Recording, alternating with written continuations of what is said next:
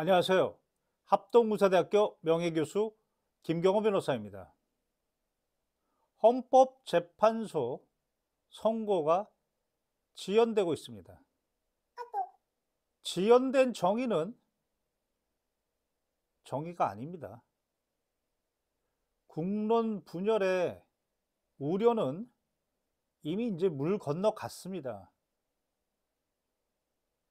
변호사들도 중대하고 명백한 헌법 위반 앞에서 윤석열을 지지하는 모습을 보고, 그것도 한때 대한민국에서 방귀깨나 꼈다는 그런 자들이 변호사가 돼서 하는 짓거리를 보니 국론 분열, 이런 우려는 이미 물 건너 갔습니다. 그러면 현 사태에서 헌법재판소 선고가 왜 지연되고 있는가? 저는 정치인이 아닙니다. 법률가이고 앞으로도 법률가로 남을 겁니다. 저는 법치는 정치와 구별되고 거리를 둬야 됩니다. 이것에 대해서 어제 언론을 봤더니 MBC에 서울대학교 어디 나왔다는 그 기자는 상당히 정치적으로 풀었습니다. 그러면서 한덕수의 선고와도 관련성을 이야기하고 상당히 머리가 좋아는 보입니다. 그러나 저는 그런데 관심이 없습니다. 오히려 JTBC의 노희범 이분이 설명하신 것처럼 법리적인 부분에 저는 관심이 많고, 이쯤에서 저도 제 개인적인 법리적인 의견을 낼 때가 된 것 같고, 지금 너무 불안해 하시는 것 같아서 영상을 촬영했습니다.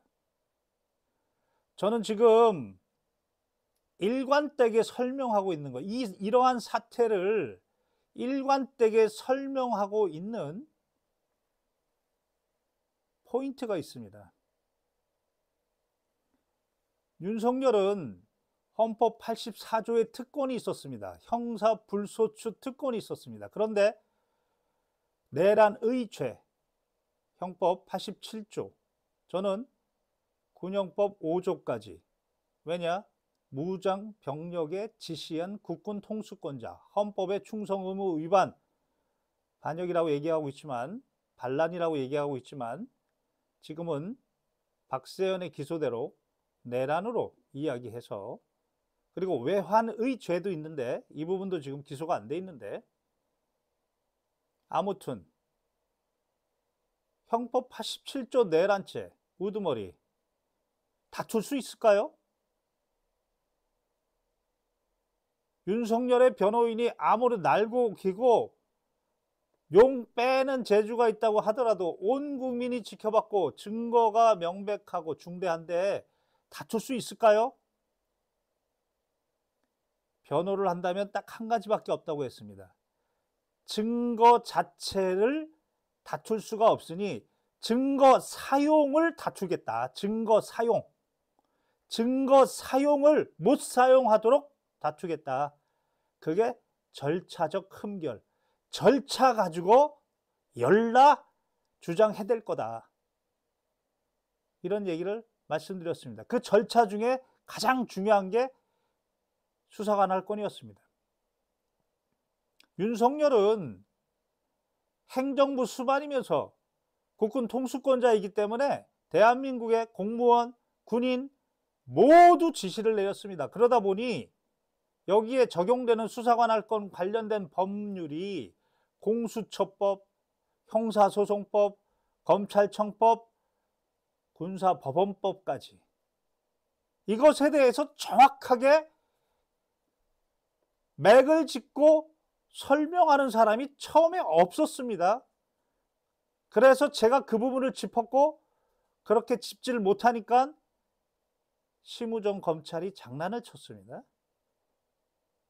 그렇게 해서 절차적 흠결, 수사관 할건 문제 가지고 장난을 치더니 직위원이라는 자에 걸렸다? 그들의 입장에서는 같이 술 먹고 같이 밥 먹고 형 동생 하는 법조인들이 많을 겁니다.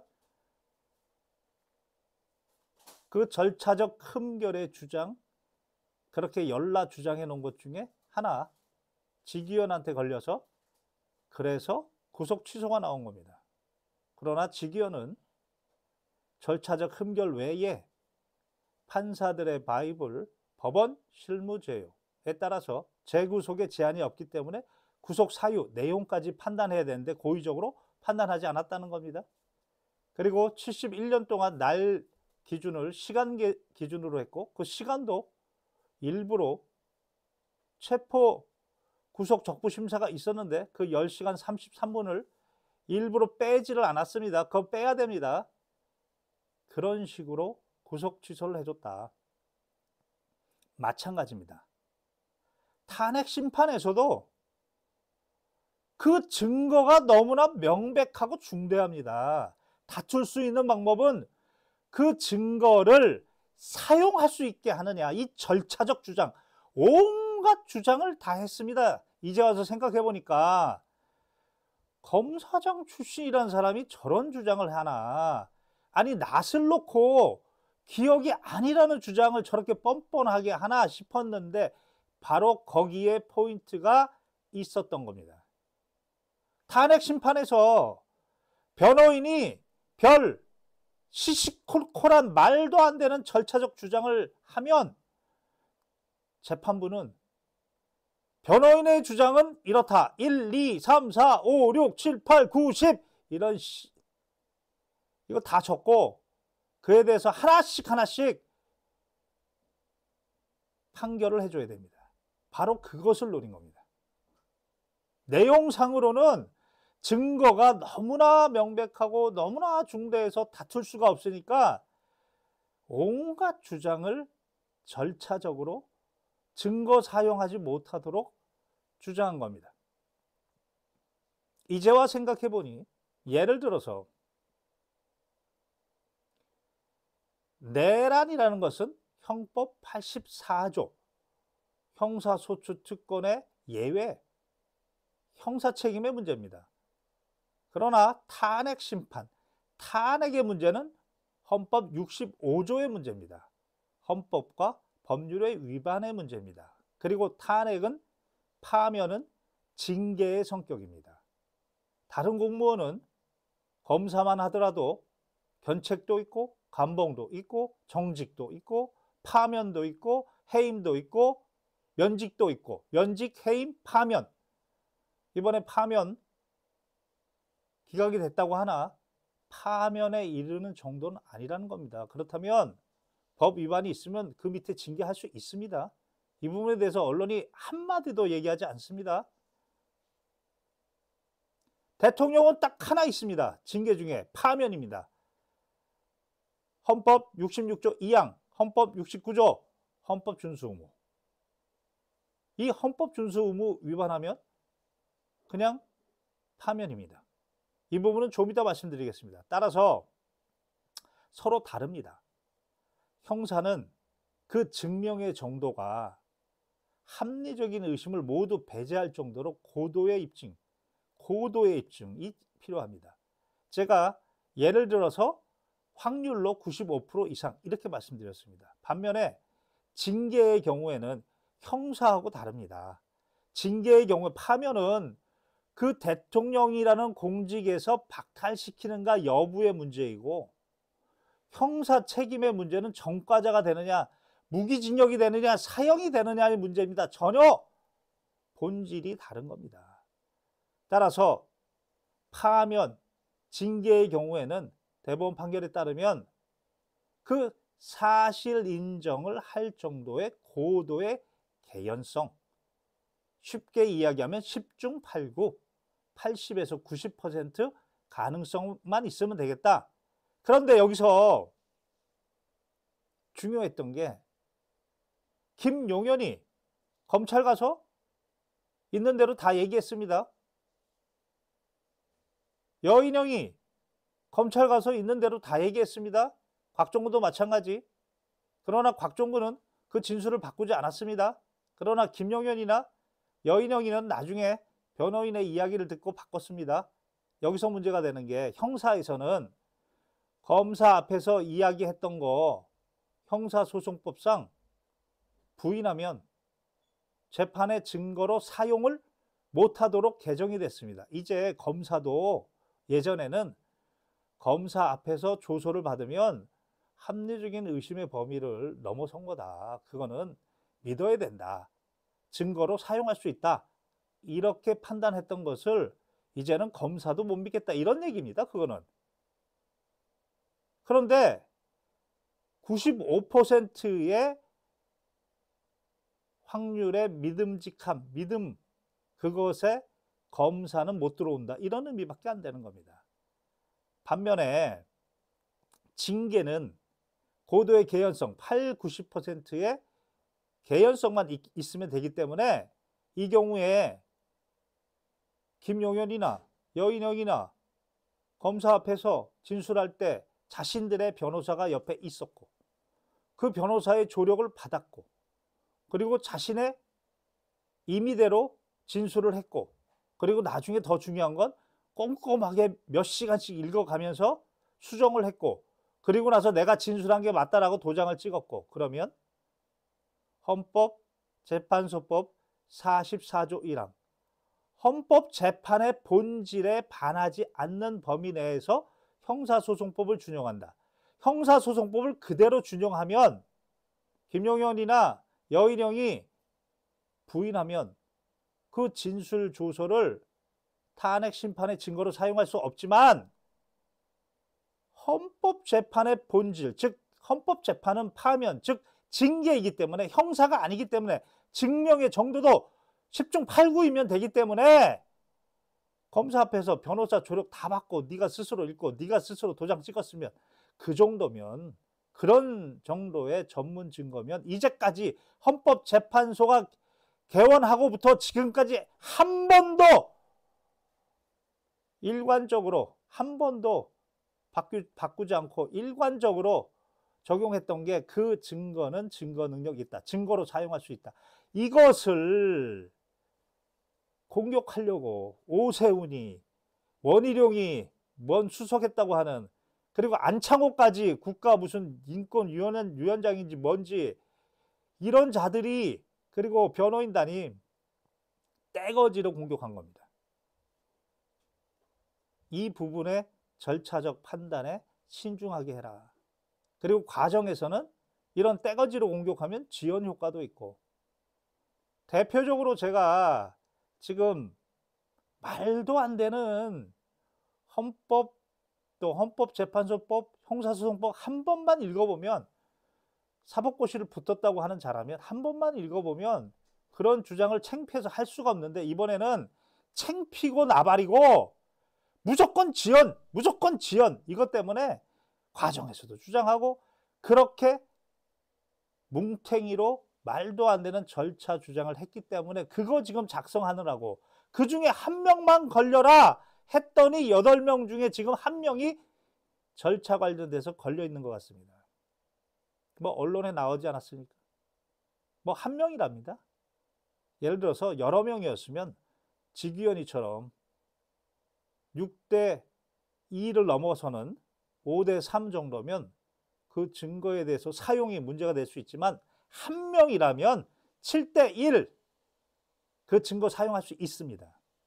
그런데 지금 헌법재판소 재판관들은 이 사안이 너무 중요하고 대한민국이 있는 대로 분열됐고 변호사들이 있는 대로 분열시켰고 어디 망둥어 같으니까 모두 뛴다고 다 나타나서 지금 종교계 무슨 뭐 학원 하다가 나와가지고 말도 안 되는 헌법 84조 형사소추와 헌법 65조의 탄핵소추도 구별 못하고 주장하고 일부러 그걸 알면서도 똑같이 주장하고 있는 대로 분열을 시켜놨기 때문에 헌법재판관들은 우리들이 이 분열을 그래도 막을 책임이 있으니 8대 0으로 가자 라고 했는데 지금 한 명이 이런 걸린 것 같습니다. 직위원회처럼. 법리적인 해석은 이렇습니다. 따라서 문제가 될 바는 아닙니다. 이 사건 헌법 65조 1항의 헌법과 법률 위반, 헌법 위반이 너무나 명백합니다. 쟁점이 5가지라고들 합니다. 비상계엄의 위헌성, 포고령 1호의 위헌성, 국회 봉쇄의 위헌성, 헌법재판소 선거관리위원회 무력화의 위헌성, 그리고 끝으로 국회의원 등 중요 요인의 체포의 위헌성, 이 5가지입니다. 이 5가지는 5가지 모두가 위헌이 되어야 파면이 되는 게 아니고 이 중에 하나만 인정이 되어도, 중대하고 명백하게 인정이 되어도 그냥 파면입니다. 헌법 77조 헌법 규정을 가지고 설명드리겠습니다. 헌법 77조 1항은 불명예 비상계엄의 요건, 명령의 요건으로 전시, 사변 또는 기타 이에 준하는 국가 비상사태여야 됩니다. 그런데 윤석열은 분명히 자기의 입으로 부정선거 수사를 위해서, 국회의 질서를 위해서 이랬습니다. 대통령은 수사 권한이 없습니다. 그리고 대통령과 국회는 우리 헌법상 대등한 헌법기관입니다. 대등한 헌법기관인 대통령이 대등한 국회의 질서를 유지하겠다? 바로 헌법을 무너뜨리겠다. 이런 얘기입니다. 일단 비상계엄의 요건에 해당하지 않습니다. 이 항은 비상계엄의 종류입니다. 비상계엄 그리고 계엄의 종류가 경비계엄이 있다는 겁니다. 3항입니다. 3항은 법률이 정하는, 비상계엄이 선포가 되더라도 특별한 조치권은 법률이 정하는 범위 내에서 집회 결사를 제한할 수 있습니다. 그런데 포고령 1호를 보면 국회의 모든 정치적 활동을 중지한다. 이건 뭐 헌법을 갖다 집어 던지는 겁니다. 77조 5항에 해제 동의 절차, 정치적 활동을 해야 되는데 이걸 못하게 하는 거죠. 그리고 집회, 결사, 이 부분은 법률이 정하는 바에 따라야 되는데 헌법 44조 국회의원은 현행범 외에는 불체포 특권이 있습니다. 그런데 몽땅 포고령 1호에서 모든 정치활동을 중지하고 그리고 국회의원들 요원을 체포하겠다. 모두 위헌인 겁니다. 그리고 4항 비상계엄 선포되면 국회에 지체 없이 통고입니다. 통고는 정식적인 문서로서 그래야 효력이 발생한다는 그런 의미입니다. 그런데 이거를 김용현이가 계엄 관련된 문건을 통보로 바꿔놨습니다. 그 계엄 관련 문건 바꿔놨다고 헌법의 상이 아닙니다. 통보는 뭐냐? 10시 반에 TV에 나타나서 내가 비상계엄을 선포했다. 이러면 통보 그것이 됩니다. 사실적인 알림. 알렸다. 그래서 나중에 헌법 77조 4항 통고를 요건을 충족했다. 이런 주장. 말도 안 되는 정말 욕밖에 안 나옵니다. 그리고 끝으로 77조 5항 국회 동의 절차. 이 부분을 지금 요원들을 체포하고 국회를 봉쇄하려고 했습니다. 다 동의 절차를 무력화시키려고 했습니다. 국회를 봉쇄시킨다? 이미 전두환이 대법원에서 96도 3376 국회에 무장 병력을 보내서 의회를 해산시키고 국회의원을 체포하고 내란죄라고 대법원이 판결로 있습니다. 거기에 그냥 해당합니다. 따라서 또한 헌법 89조 5호 국무회의 심의 절차 있어야 됩니다. 필수입니다. 거치지 않았습니다. 그리고 대통령의 모든 국법성의 행위는 문서로 써야 됩니다. 그 문서에는 국무총리하고 장관들이 서명이 있어야 됩니다. 헌법 82조입니다.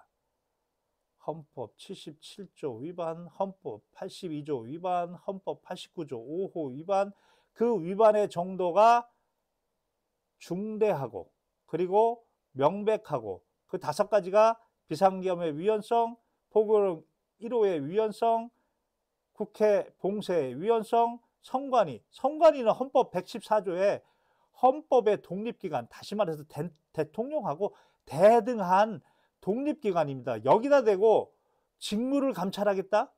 헌법재판소는 위헌이라고 했습니다. 그런데 수사를 하겠다? 그러면서 여기에 무장병력을 보내서 무력화시키겠다? 헌법을 쓰레기통에 내던진 격입니다. 이것도 위헌입니다.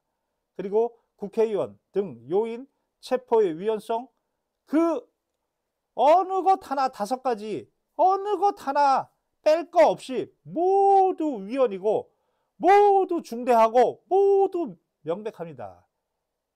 국민 여러분, 이미 국론 분열, 그리고 대한민국의 국격 하락, 그리고 경제 무너진 거 이제 끝났습니다. 이제 다 무너뜨리고 새롭게 세운다는 생각으로 이 부분은 파면을 바꿀 수는 없습니다. 지금 국론 분열 작전, 윤석열과 그 일당들, 국힘의 일당들이 하고 있는 거기에 지금 헌법재판관 중에 1인이 놀아나고 있습니다. 차분하게 가시고 이번 주에는 선고가 된답니다. 피청구인 대통령 윤석열을 파면한다. 꼭 듣게 될 겁니다. 그 이유가 중요합니다. 그 이후에 반헌법 특위든 반민주 특위든 반드시 만들어서 이 과정에서 헌법과 법률을 위반한 모든 자들을 처벌해야 됩니다. 그렇지 않으면 또다시 이런 역사가 우리 후손들에게 재현됩니다. 좋은 게 좋다? 통합? 이딴 소리 하는 국회의원? 주권자 국민 여러분들은 절대 용서하면 안 됩니다. 지금의 이 사태, 대구의 자영업자 어려움이 전국 1위랍니다. 그래도 저렇게 아무 말이 없습니다. 대한민국이 지금 믿었던 미국의 민감 국가가 됐습니다. 그런데 그거를 야당 탓을 합니다. 더 이상 상식의 파괴를, 헌법적 상식의 파괴를 두 눈 뜨고 쳐다볼 수가 없습니다. 윤석열 파면은 이번 주 됩니다. 그 이후에 그 이전처럼 탄핵이 됐다고 손 놓고 주말에 놀고 이런 국회의원들 다시는 뽑지 말고 반헌법특위, 반민주특위 여기에 더 가열차게 가는 그런 사람이 진정한 대한민국의 역사와 국운을 위한 국민의 대표이라는 점, 이 점을 반드시 포인트 있게 봐주시기 바랍니다. 이상 합동문사대학교 명예교수 김경호 변호사였습니다.